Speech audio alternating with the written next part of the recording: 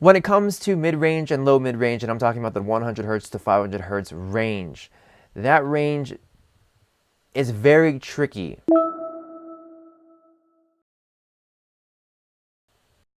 to deal with. Why?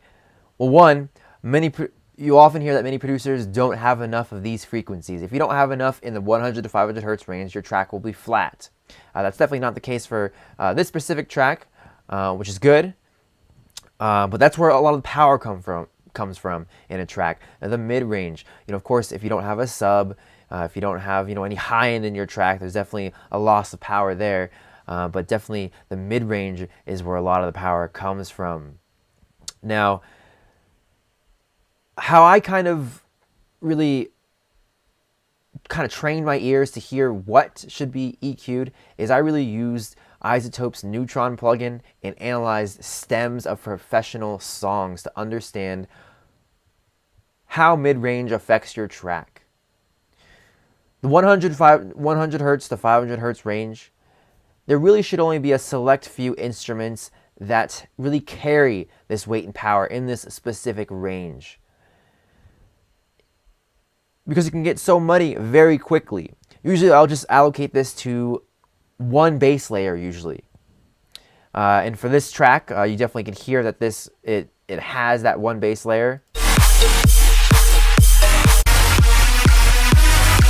The kind of like sawy, like grimy bass line. That's where most of the power comes from. That mid-range power comes from, is that sawy bass line. When you're working with other elements in your track, you want to be cognizant of EQing out frequencies in the 100 to 500 hertz range, so you let the specific instrument that is playing in that range shine through and not have those other instruments cause mud, as again, it can very easily cause mud. And what I have noticed from using iZotope Neutron's, the Smart EQ, is that range really causes a lot of mud, and that something like a 1 decibel cut in that range can make a huge difference for the clarity in your mix.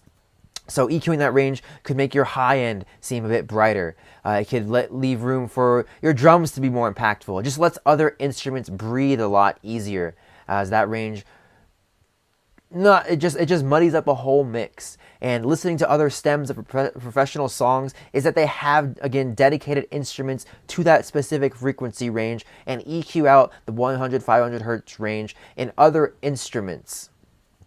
So my suggestion would be to have a specific sound that plays in that 100 to 500 hertz range and is not causing too much, is not creating any mud in the mix. So soloing instruments such as the sub, the bass, the kick, all those instruments, group those together and do your EQing that way. And then again, reference with the entire track. You don't always want to reference, in solo.